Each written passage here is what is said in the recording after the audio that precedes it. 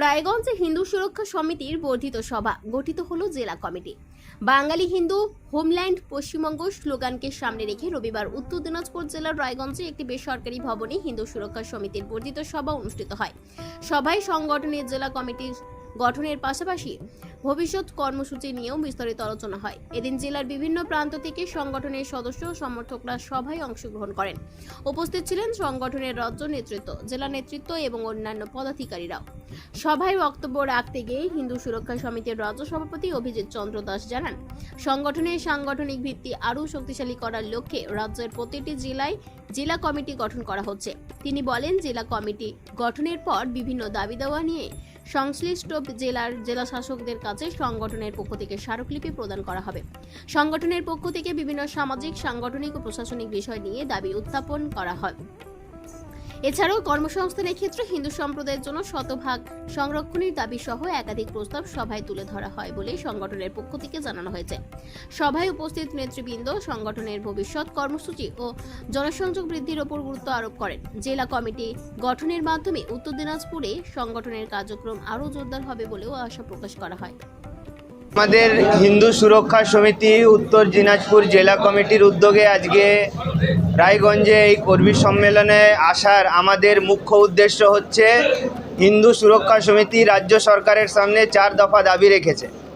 সেই 4 দফা দাবির মধ্যে প্রথম দাবি হচ্ছে, সাধারণ বাঙালি হিন্দু পরিবারের ছেলে মেয়েদেরকে রাজ্যে বেসরকারি সরকারি চাকরিতে 100% সংরক্ষণ আমাদের বাঙালি হিন্দুদেরকে দিতে হবে। দ্বিতীয় হচ্ছে, হিন্দু ঘরের মেয়ে যেন মুসলমান বাড়ির ছেলেকে বিয়ে না করতে পারে, তাই জন্য বাঙালি হিন্দু ম্যারেজ অ্যাক্ট আনতে হবে। তৃতীয় দাবি আমাদের, হিন্দুর মাটি যেন কোনো মুসলমান না কিনতে পারে, তার জন্য জমি সংরক্ষণ আইন আনতে হবে আমাদের বাঙালি হিন্দুদের জমি রক্ষার জন্য। চতুর্থ দাবি হচ্ছে, আমরা সরকারি টাকায় যেভাবে মাদ্রাসা দেখেছি, সেইভাবে যেন সরকারি টাকায় এই বাংলায় গুরুকুল প্রতিষ্ঠিত হোক এবং গুরুকুল বোর্ডের স্থাপনা হোক। এই 4 দফা দাবি নিয়ে আমরা জেলা শাসককে ডেপুটেশন দেওয়ার প্রস্তুতি করছি।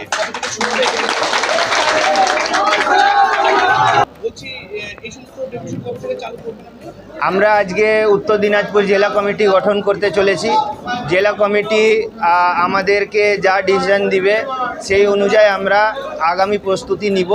আজকে রাজ্য থেকে আমাদের সম্পাদক এবং আমাদের রাজ্যে এই উত্তর দিনাজপুরের প্রভারী তাপস সাহা, আমাদের লিগাল হেড অচিন্ত দা, অভিরূপ সবাই এসছেন। আমরা আগামী দিনের পরিকল্পনা জানাবো মিডিয়াকে।